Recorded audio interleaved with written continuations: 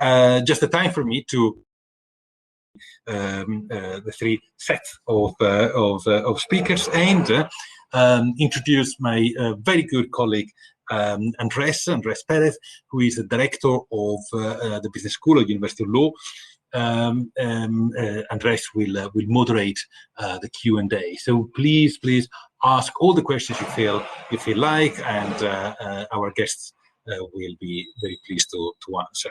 And the fact that Andres is the moderator is not, of course, not by chance. We do nothing by chance.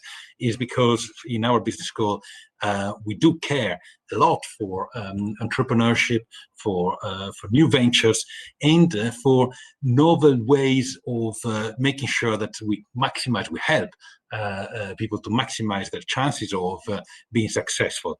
We would never say that we tell you how to be successful and the perfect recipe. Any of the speakers would tell me that would be crazy and dishonest to promise, but helping you to maximize your chances, whether it is by enabling you or helping you to do a business plan, as Christian mentions, or understanding what the risks are of social media, or indeed seeing how you can diversify from the same initial resources as Amber did.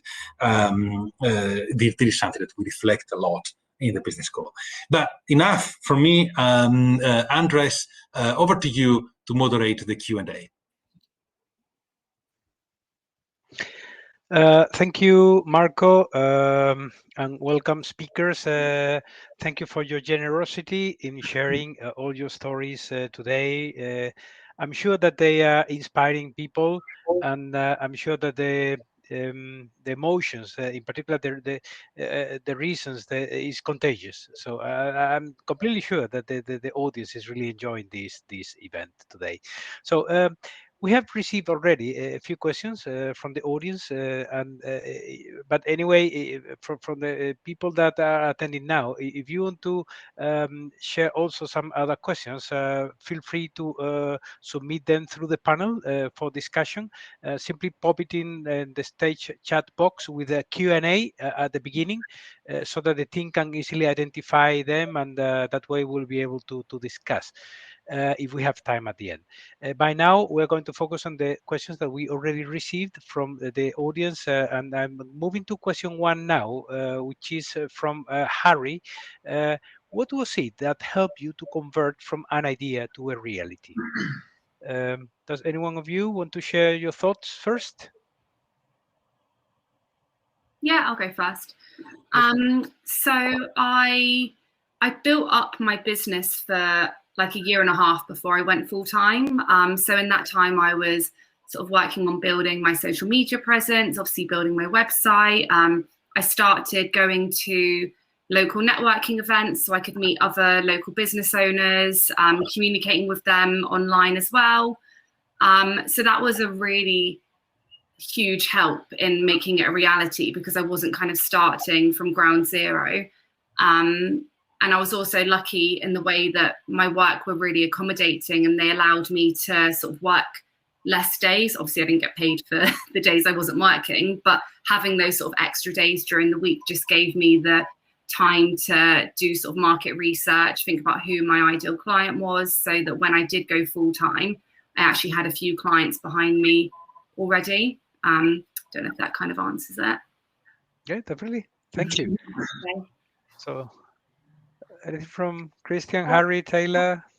I guess ours was really COVID, because we didn't really have another job to fall back on, so we just thought we've just got to go. It just give us a shove, basically, to like, let's just do it, take it full time, rather than being like just a side thing. It just sort of gives us that push to then take it on full time. I think if we had a secure job like we did, we wouldn't have needed to do that, but because we didn't at the time, that was our chance just to go for it, and we're so glad that happened.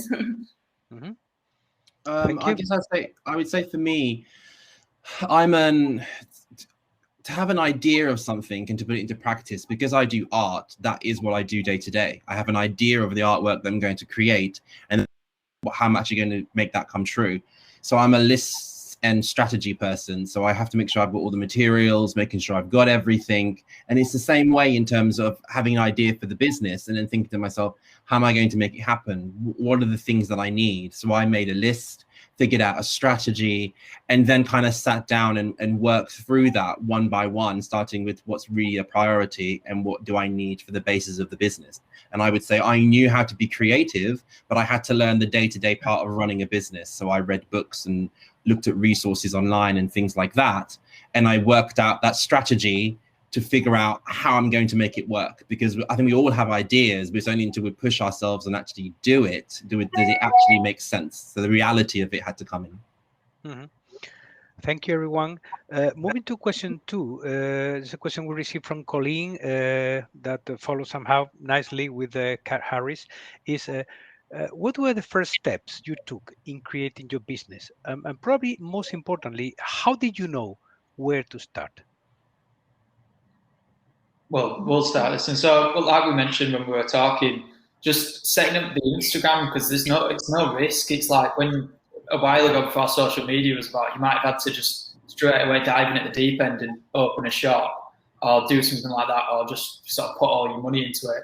Like nowadays you can, depending on what your business is, you can just sort of get a feel for it by starting your social media, see what the response is from other people, and sort of take it from there. You don't just have to go all in. I think we knew this because we are young, so we have bought off Instagram businesses before. Like we knew that's kind of a trend at the moment, so that's how we kind of knew how. Just getting a feel for it before you have to sort of fully dive into it. It's a good way to sort of test and see how it's going.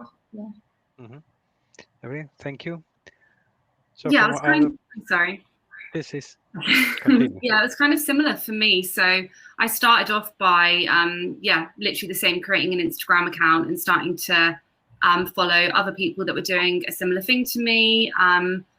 That was kind of step 1. But then I started re-engaging with sort of any low-hanging fruit from my past. So people that I'd worked with that I knew hired freelancers, any sort of contacts that I made. So a lot of, in my previous jobs, I always used to have to do a lot of networking. So sort of any good contacts I made there, any local agencies that I thought might bring on freelancers. So just trying to get my name out there as much as possible. But then when I fully went full time, which is kind of when I see it as like properly starting the business, I did go straight in with I worked with a business consultant to set up a business plan, to look at my finances and everything like that, because otherwise I just felt like, I don't know, I need to feel in control of the situation basically. And I felt totally like I wasn't going to be sort of, the business wasn't going to work unless I had those sort of big plans behind me. And Christian, I think you mentioned in your talk how your partner says how important it is having the business plan, and that did really change it a lot for me doing that straight away. So yeah. Mm-hmm. Thank you. Christian, any comment? For me, the first steps that I took was research. I like reading, so I read loads of books. I mentioned the one Start With Why. I'm currently reading the one, The War of Art. I read another one called How to Show Your Work by Gita Joshi. There's quite a few things that I did. So for me, it was about the research, and then also stop not just looking at the research, but also looking at the environment. I knew my business, like Harry and Tayla mentioned, they couldn't suddenly go and just have a shop. They started online. So I knew my business had to be online first. So I had to set up an online digital art business that will eventually one day I'll be in a gallery and selling stuff. So I knew by looking at the environment and the situation that we were in, who I had to appeal to by going on Instagram, doing posts, sharing marketing knowledge and things like that. So for me, it was very much research, building the strategy and looking in the environment that we're in, because I'm building it during non-normal times and there's a pandemic going on. People are at home, still have money, but they're going to spend their money at home. So really understanding the customer and then being really targeted about who I'm going after and why, and setting up that kind of strategy around who the customer is. And I think that all comes from my marketing background, that I kind of brought that in. So also look at the skills that I have. So I broke down a list of things of what can I do that I know I can definitely do, and what do I, And that's how I kind of, where my first steps were. So the things that I knew how to do, I started there and then brought in other people who could help me do other things. Excellent. Thank you, Christian. So we have another question from Gabriel. What advice would you give someone who is at the start of their career but wants to take a risk and start their own business? She talks about somebody whose current career is safe and reliable, however, time-consuming and maybe draining their creativity. So what would be your advice? Well, I'm going to say do it because I'm just so glad that I did it. But obviously, it's not as easy as that. I would, if you have got that sort of safety net of your business, of your current job, it's kind of two sides of it, because on one hand, when you've got that safety, you never fully kind of throw yourself into it. So it was only when I actually quit my job and I was like, oh my goodness, I actually have no income coming in, like I need to make this work, that I had to find a way to do it. But, equally, there's a lot of things that you can do to protect yourself before you take that leap. So depending on what you want to do, there are funding options out there, also depending on where you live. I didn't have any really that I had access to, but there are a lot of things out there. I know that NatWest, for example, does a few sort of business accelerator programs. So you could have a little look at that if you wanted to try and get a bit of funding behind you. I do think that what I did, building it up while I was working and then slowly sort of lowering my hours and then supplementing that income with the freelance income. Obviously, I'm a service provider, so it's different if you're a product business. But that was really helpful to me. And then just making sure that you're doing all of the work that kind of all of us have mentioned in terms of that research. And I think that what Christian said about looking at what your skills are is really, really important, because yes, okay, investing in yourself and your business can feel a bit scary, but if you're taking a ridiculous amount of time doing something that you could hire someone to just help you out with, your time is money ultimately. So kind of doing that work as well, I think, is a really great place to start. So in my personal opinion, I would keep that safe job and just try dabble in it for a little bit with the new business, because if it is a new business, you'll love it like a passion. It won't feel like a job to you to start with. So you can do your job and then it'll just feel like you're doing something fun on the side. If you do love it that much, I believe that's how it should feel. It shouldn't feel like a chore when you first start. Yeah, you've got to have the drive to do it, and any free time, whether you've got that passion. If you do, and it's sort of working a bit, then that's when you think, well, it's more likely to take the risk and just go into it full time after that. Or if it's not, you've still got that safety net there to fall back on. I would advise. Thank you. So, may I add a question from me related to this? Is there anything that you warn anyone who is thinking about starting their own business now? I mean, kind of be careful with, because it clearly, I mean, you are advising, go on, just take the risk and do it. But is there anything you would advise? Okay, but take a look at this. Be careful with. I'd say maybe when you start, don't think it's going to just pay off straight away, because it doesn't always. You can put work in for a long time and actually not, because a lot of the time you're just reinvesting. You don't actually see the rewards for yourself for a while. So don't just think, if you do start, if it's not working in the first month, 6 months, year, if you keep trying, you'll see the rewards. Eventually they don't come about straight away. And that is a big problem with a lot of people. They just think, oh, you're on your own business, you're going to make money straight away. It doesn't work like that. You need to work so hard to get that money. It doesn't just grow on trees like people think. I would add, do your finances, figure out whether you've saved for the business. Do you have enough money for it to last 6, 12, 18 months? Where's every penny going, and really scrutinize everything that you spend on it, and then really look at what your forecasts are. What do you expect to make within your first 3 months, 6 months, 12 months, 18 months? Are you on plan? If you're behind, why are you behind? Really go back of it. Look at your business plan. A lot of people think you write a business plan once. I look at my business plans probably about once a week to look back at various stages of what I'm doing, why I'm doing it. Does that make sense? Because you forget, you get caught up in the business and the day to day, and you forget you had a target for this particular thing or a KPI against one particular section, and you just kind of get involved with the day to day of the customer service side and talking to the customers and doing that. But I would say look at your business plan and just really figure out what those KPIs are and try and understand where you're spending every single penny.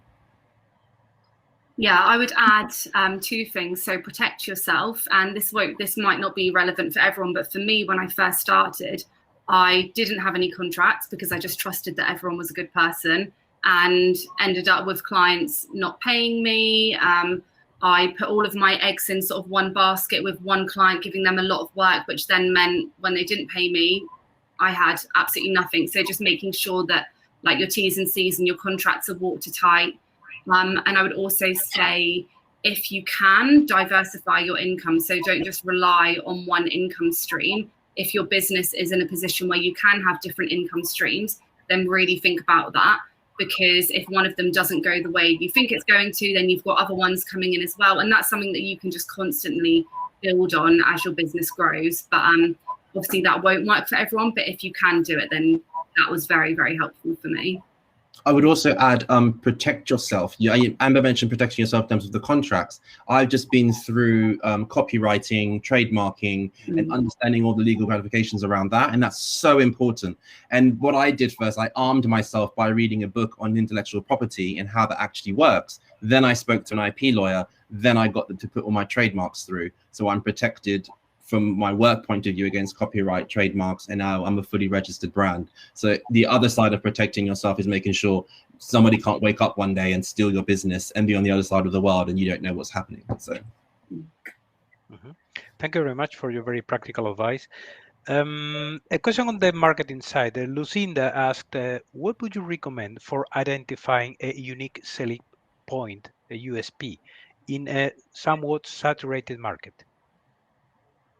I think that, again, I'm sort of coming at this from a service provider point of view, but I always think that you are your unique selling point. So, I hate sort of, yes, okay, we need to think about our competitors and how we can differentiate ourselves from them. But ultimately, I do think that as business owners, we all have something incredibly unique about us, and sort of owning that, who you are as a person and how that translates into your brand, that's going to immediately sort of connect with people.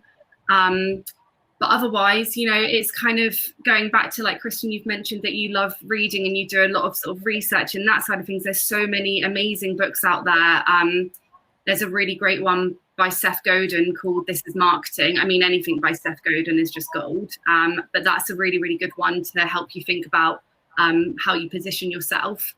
But also just kind of remembering that, yes, you're unique as a person, but ultimately there's always going to be someone out there that's doing pretty much the same thing as you, and not to be sort of too hard on yourself about that. You're not going to please everyone. You're not going to appeal to everyone. But if you're really sort of firm on who you're speaking to and what your values are and what you represent, that will come across as your USP. Yeah, we'd probably say, because like, since we're selling sweets, it's a very saturated market. You could get them in pretty much every shop going. But the way we sort of made ourselves different was by presenting it in a different way. Like we do like pizza boxes full of sweets, especially when people are on Instagram and stuff. It's like a trend to take a picture of it and put it on the story because it looks nice, it looks good. We try and make it look as appealing as possible. So it's just making it look different, even though you're selling the same things as somebody else. You present it in a different way. And then that makes other people want to come buy sweets of us, and then to take a picture, which it's like a chain reaction of people wanting to come buy sweets of us to take a picture. Because we're different. I would say for me, in terms of, art is really saturated, and it's probably one of the only industries where you're competing with people who are alive, but also who are dead from previous artists. So, in terms of saturation, it doesn't get more saturated than that. You're still competing with the masters of old. And like Mark, I mentioned, the new artworks are coming in. I would say, I think like Amber mentioned, just in terms of yourself being your brand and your unique selling point, for me, that's definitely the case. My business name is my name. I am the brand. I am the face of it. And what I do as a creative is everything that I put out there. So I would say with art, it's slightly different because like everything that you do, people are always going to like it. People would like different forms of art and different types of art. So what you've got to do is stay true to yourself and be real, not just follow trends or do things because other people are doing them or because there's a movement in a particular area. I stay true to myself, and I think people identify with that, and therefore I know who I'm targeting and why. Mm-hmm. So regarding this, I'm curious, do you think that maybe for that competition against the big fish, the great corporations, the fact that you have launched your businesses in this particular situation when some people may be thinking about downsizing big organizations, and you are new, you are innovative, you are flexible, your organizations are slim, do you think it has been a help in somehow or really not? I think bigger organizations usually have the budgeting and spending power. So they're just big ships and they're not very nimble, I think, big organizations are literally like giant, massive vessels that if they want to do something, it takes a lot of people in an organization to move it. So their advantage is they usually have the heritage and they've got the brand, they're established in their market. But if new trends come along or new entrants come in and they just take over because they're doing something different, something unique that hasn't been seen before, you can shake it up. And if it doesn't work, you can go back and try something completely new. While bigger organizations don't have that luxury. They have to be so careful because they're doing plans for, 1, 2, 3 years in advance. While I wake up tomorrow and think, this is what I'm going to do on social media and just go for it and give it a go. And if it doesn't work, it doesn't work. It doesn't really hurt my brand any particular way, especially if I'm always doing that. Your audience kind of expects that you're always changing and modernizing and trying new things. So they kind of like you for that and they expect it. While if a big brand does it, sometimes it can feel a bit disingenuous if it's not related back to their heritage. Yeah, I completely agree with that. It also just takes, big brands. I remember when I worked for quite a big charity, anything you wanted to do, it would have to be signed off by about 25 people. And I think that's why I used to get so like, I just want to do it. Like, I just want to do it now. So yeah, definitely agree with everything you just said there. Thank you, everyone. So we have another question from Teshay. Interesting one. How do you incorporate corporate responsibility and philanthropy into your business at this early stage? I think that you have to do it in a way that is genuine. So I see a lot of small business owners just kind of chuck it, and big brands as well, actually. So if you think of during Pride Month, there were some really big brands that just try to sort of do something with their marketing to be like, oh yeah, we're supporting Pride, even though all of their sort of behavior beforehand actually said otherwise, but they were trying to just use it as a marketing point, which is just disgusting in my opinion.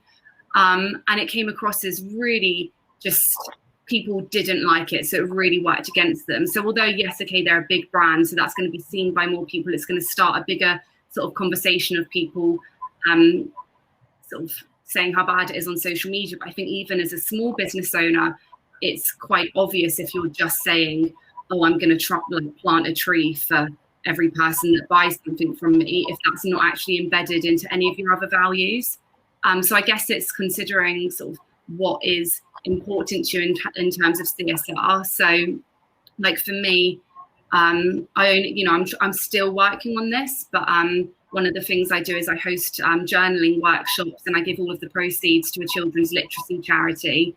And then with my second business, which is the retreats business, we've added in 2 bursary places. So one for people that work in support work, so like whether that's NHS or care workers, and then one for underrepresented groups, because they're important things to me, and that's kind of embedded into the rest of my sort of brand narrative, I suppose. So yeah, it's just thinking what's important and, how you can do that in a way that does work for your business, because ultimately when you're a small business owner, you can't be sponsoring like a charity initiative or something. So it's being realistic about it, I guess.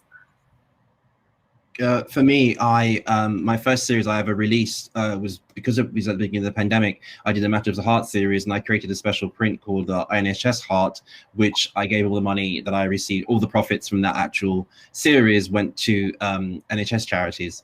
And then I also, my second, I entered a competition for an animals charity called Explore Against Humanities, and what I did a seahorse drawing, which I entered the competition, became a finalist, but then as I've gone on to sell that print, £10 from every print goes back to that charity. So I'm always looking at ways of how I can incorporate, you know, the corporate responsibility and philanthropy around that. And also a lot of my prints are environmentally friendly, so I use recycled paper, I use paper that's usually based on bamboo. I try to be local as well as possible, as much as I can.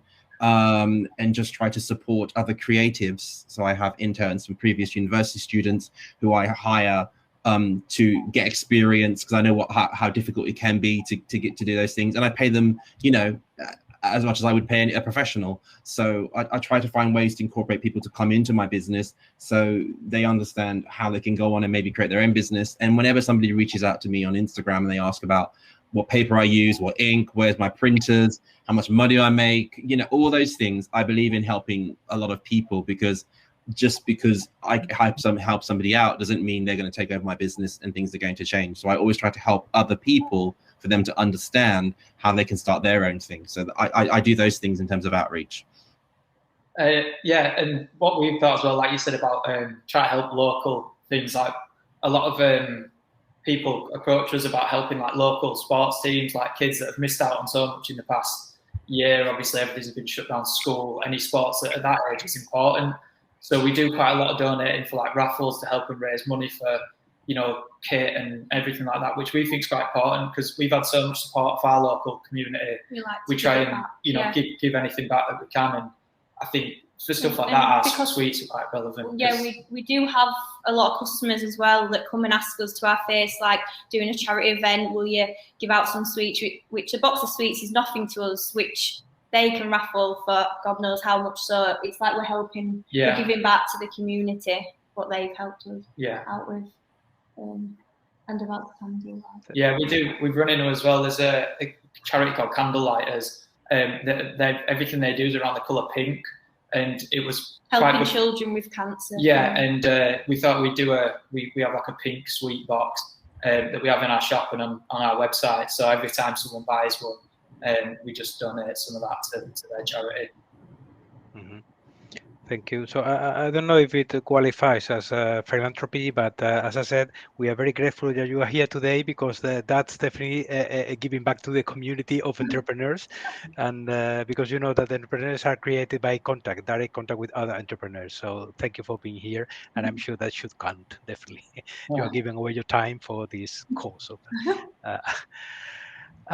So another question from Liam. I would say that this is probably two questions in one. So I will separate.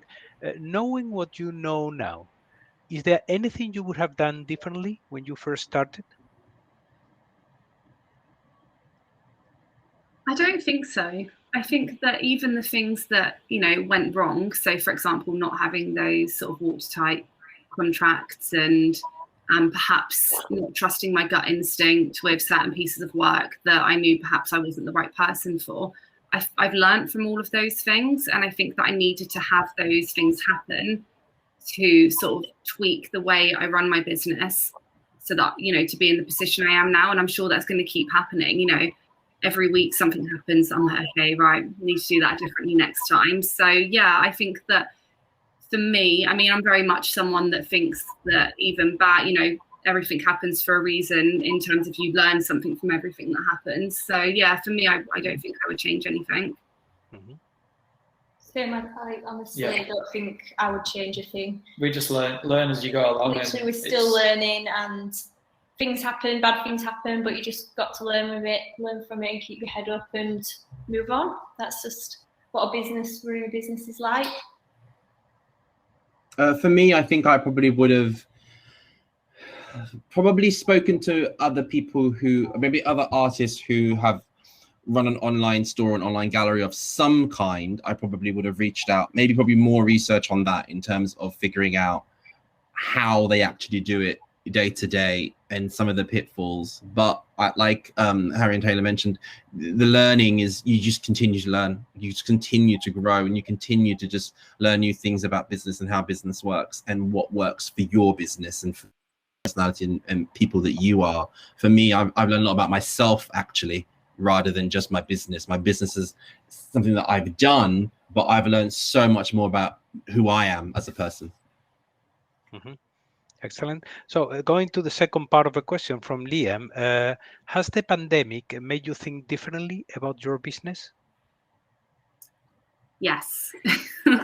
It showed me that I can't plan for everything and that, you know, I have to be sort of roll with the punches, basically. You know, I've thought that I could, you know, forecast everything and plan everything and just be super, super prepared. But sometimes things happen and, you know, none of us expected one of those things to be a global pandemic, but we all had to find ways to adapt. And whether that was, you know, whether you had your business beforehand or your business came as a product of the pandemic, it's really taught me that I need to just embrace a bit more flexibility and also the importance of work-life balance. I think that before that, you know, and I guess when you first start a business, you do throw everything into it, but I kind of had forgotten who I was away from the business.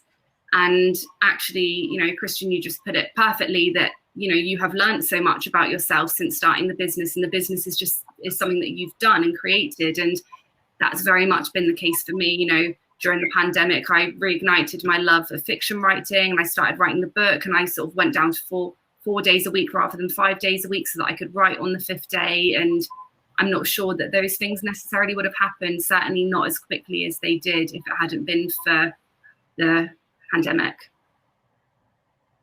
Mm-hmm. I think for me, the pandemic has it's made me think different about my business, but it's made me think different about the outlook of my life. Because I think if I was to start a business and there wasn't a pandemic, I would be thinking purely with a marketing head on. How much money can I make? Where can I make it? Where do I go to do that? How thinly can I spread around so I can make as much money as possible?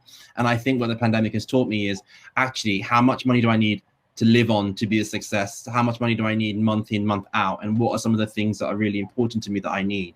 So I think the pandemic has made me think differently about business in general, but in my general outlook as well in terms of what I need from the business. Because I think sometimes you serve a business and the whole point of a lot of businesses is to make a lot of money, and I understand that, but what is the real purpose behind it of what I actually need and how I can maintain my life like month by month and forecasting for what I need rather than what I want, which I think is very different. Mm-hmm. Thank you, everyone. So we have another question from Omi that I would say that probably, again, there are two questions, so I prefer to separate these if that's okay. So what have you enjoyed most about starting your own business? One thing, not two, one.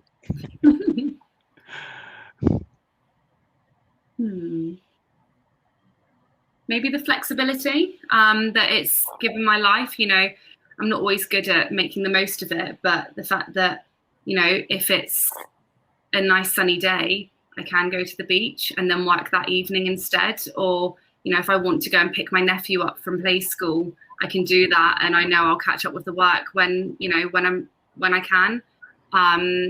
Knowing that it doesn't have, you know, work doesn't have to be Monday to Friday, 9 to 5 if you don't want it to be. That's probably the one for me. I'd personally say that I think that when you know whatever you do has an impact on yourself, so you just feel the rewards of when you put in the extra time or the hard work or something like that, you actually see it come back on yourself rather than just doing something for somebody else. It doesn't, whether you do it good or do it bad, it doesn't actually really affect you. So just feeling that reward when stuff's going well is a really good feeling. Also, it's like you don't feel like you're working because you enjoy it so much and you're seeing these rewards. It doesn't feel like a chore. It feels like a hobby.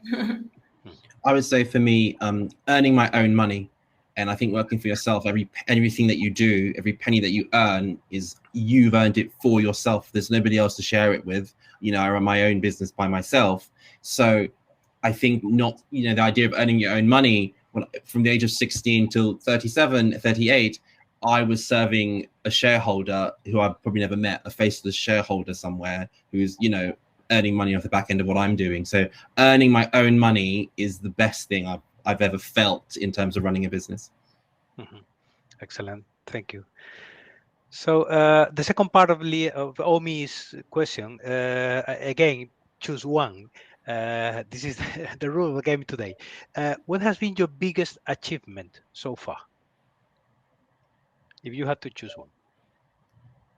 For me, it was getting into a gallery. I mean, that was about 3 weeks ago. That was confirmed. I received my first gallery in terms of representation from a gallery. That's my biggest achievement so far, and the reason for that is the art game is so small and the industry is so tiny, and you have to unfortunately, it's still an industry. It's who you know and where you studied and so forth. So getting into a gallery will create a domino effect for me to get into other galleries, because I'm now represented by someone, and that means something in the art world. I think ours is from graduating as a poor student with no money, in a year's time opening up a successful shop with a queue around the car park. I think that was probably our most successful.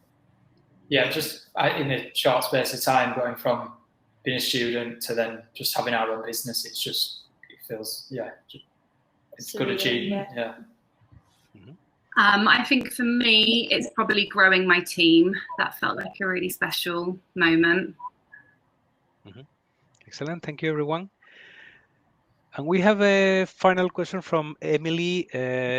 Where do you see yourself and your business in 5 years? Well, that's the question, isn't it? I think that I would love in 5 years for my business to be more of like an agency model. That's where I'm trying to aim it towards, and then to be sort of working half of the time in that, and then half of the time as a published author, because we're allowed to dream big. So yeah, I'd say that's what my 5-year plan is. Well, our plan at the moment is to grow our website. Just have a massive online business to be able to post all over the UK, because it's almost like it's just a huge market compared to a shop where you're limited to whoever can get to your shop. Our online business can reach anyone that's interested. So obviously, there's a lot of people in the UK that like sweets. So just get into as many of those people as possible on a regular basis is sort of our aim. Maybe to get a few more shops somewhere. For me, my 5-year plan is, because oh my god, this list is so structured. It's this question that I've really put down for myself. So I'm going to do my master's in September, and that's 2 years. And then by the time that finishes, I'll have my 3rd solo show. And then by the end of that solo show, I'd like to have released 1 coffee table book based on the 2nd solo show, and then to be internationally represented. So literally in like 4 years time, I've got to start making moves to be represented in one other international city, whether that's Paris, New York, Hong Kong, some of the new markets. It doesn't really matter. I need to have representation abroad. Excellent, thank you. So I cannot resist myself. So that's the beauty of being the moderator. I need to ask you something. I mean, the typical recommendation to all the entrepreneurs is have clear in mind the long-term aims of your entrepreneurship. So why are you doing that? Classical types of motivations are I want to gain my own lifestyle, a kind of lifestyle I want. Some others want to make big money soon so that they can sell and retire earlier. Some others want to build a family business that will survive after they pass away, and maybe the grandchildren, they will continue that. Have you got that in mind, or you are so focused on the task that this is more a myth than really something that is real for you? You don't need to say what's the aim. I'm not going to ask you that. That's very personal unless you want to say. Is this something that is really at the back of your mind saying, okay, I know why I'm doing this. I know 20 years from now, that's what I want to achieve. So to retire, my lifestyle, family business forever and ever.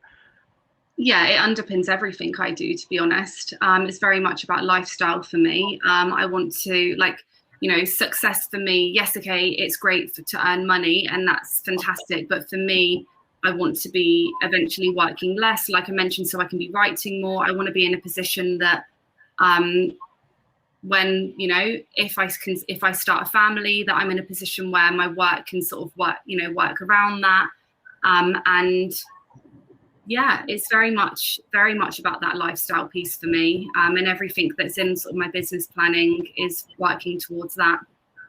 Mm-hmm. Yeah, I think similarly, we hope for a good lifestyle, but I feel like now everything's just changing so often with what's going on. It's hard to set like a long-term goal. You have to sort of just work with what's going on, set each individual goal, and when you get to that goal, set the next one. And you can have a rough idea where you want to end up, but we just sort of like look at the next thing in front of us and work for that, and then when we get to that, go to the next one. For me, it's to leave London and go and live somewhere nice. And I don't know where that is. I don't know where it will be, but the idea is to earn enough and have enough and maintain it so I can carry on. Because I think when you're an artist, you go well beyond your retirement. I mean, it's what you do, isn't it? So for me, it's a case of just living somewhere other than London, really. Definitely. Well, thank you, everyone. I have received a few questions from the audience now, and they are targeted to some of you. So I want to start with, in the order I have received them. The first one is for Christian. How many hours were you putting in daily when you started your business in order to get the exposure that you wanted? I worked, when I first started my business, I think I worked from literally 9 till about 9 every day for at least 8-9 months. And I had different streams going, different strategies going of different things that I wanted to do. So I would literally, I would do the art stuff during the day. And then when you'd hit about 5 o'clock, I would then start doing the admin side of things. How's the website going? Where are we with social media? Have we done a post today? Has the email marketing been sent out? Does that particular thing that's working on the website? Have I approached this particular company? Research. So between 5 and 9 was always researching, pushing where the art was going to go. And then literally 9 to 5, I treated it like a job. And that was very difficult at first because I'm a huge procrastinator, which is why I rely on lists. But I literally put to the point where, if I was truly honest, my partner was actually upset at me because I did it every day. I didn't take days off. It got really serious to the point where it was like, you need to take a day off per week. It was ridiculous. But I knew at what point I needed to be to kind of feel that security. It wasn't even about money. It was about knowing where I am with the business and how comfortable I am to kind of take my feet off the pedal. So we've had those honest conversations about time management, work-life balance and all those things. But at the beginning, I didn't care. I literally worked from 9 to 9 every single day, and sometimes longer. Sorry, I cannot resist to expand to extend the question to the other members of the panel. How about conciliation, balance about the work and personal life? Yeah, we did the same. Just to start with, just working as many hours as possible. It's only about now that we've got some more staff that we're actually starting to be able to have a bit of time off, which is nice. But that's what you do at the start of the business. And you want to do that. You don't have to do it, but you choose to. And it's sort of like you enjoy doing it, so it's just worthwhile when you're putting in the hours. Mm-hmm. Yeah, absolutely. Reiterate what everyone said. Just I didn't mind working those crazy hours because I wanted it to be a success. And actually, the exact same as you guys, that it was only really when I brought other people on board that I was able to sort of be like, okay, I can take a little bit of a step back. So it took a long time to not be working obscene hours, and even now I still do it sometimes. Mm-hmm. Thank you. So and I have another question from Harry and Tayla. Love your passion and energy. What are the challenges of working as a partnership? Do you always agree on the strategy? Yeah. It would have lovely that one of said yes and the other one said no. This is really how we do work so well together, because we don't just agree with one point. If I think something, Harry will go, well, is that the right thing to do? Like, come on, let's think of the negatives and the positives, or if it's either way. And that's why we do work so well, and that's what everyone sees, that we do work so well, because like but we've got like different skills, and we both have our own sort of jobs in sort of organising different things, and that's why we work so well together, because we've both got good and bad skills at both things, different things, and discussing it between us obviously helps just to come out with a more thought through idea and strategy. But we are quite stubborn, so that's good to know. Sorry, I cannot resist again to extend a question to the other two members of the panel. I mean, clearly you are here alone. So why have you decided to start your business alone and not to have a partner? Because at the end of the day, that's an important decision you make at the beginning. Well, I'm the face of my business, but my partner 100% runs the other 50% of my business. Okay. When it comes to anything that's related to, I don't know, let me think. Yeah, I would say in terms of money, operations, anything that's logical, practical, number-driven, profit margins, anything that's like that, he deals with that. But when it comes to anything creative, direction, strategy, where we're going to go next, what we're going to do, how we're going to do it, I deal with all that. So it just happens to that, I'm the face of my business, the name of my business, but there's definitely people behind the scenes that help me and support me in terms of a partnership. And my partner is definitely the person that helps me. Yeah, I mean, I guess for me, I started initially the business by myself because I just wanted to have total ownership of what I did and didn't do. But the second business that I've launched is with two other business owners, and we just seem to work really well together. We have a really similar sort of work ethos. We have different strengths, and that was really intentional when we created the business in the first place. So far, so good, although I'm sure there's going to be some bumps in the road ahead, because isn't there always?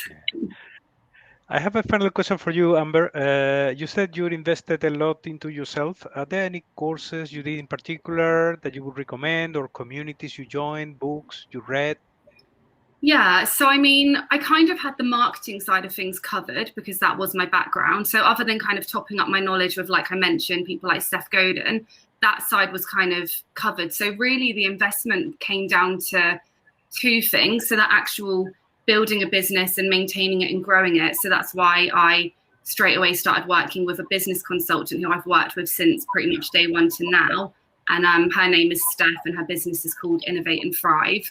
And then in terms of other things, it was really making sure that I was, I suppose, healthy enough to be able to have a business. So I made sure that I maintained my therapy, that I didn't let that sort of slip. I did a course with a woman called Jo, and her business is called Mad and Sad Business Club. And that was all about sort of putting boundaries in place for your business and making sure that you are protecting your mental health when you're as a business owner. So that was a really important investment to me. And then communities, absolutely. When I first started, I joined a few networking groups. So one was called Only, like ONLE.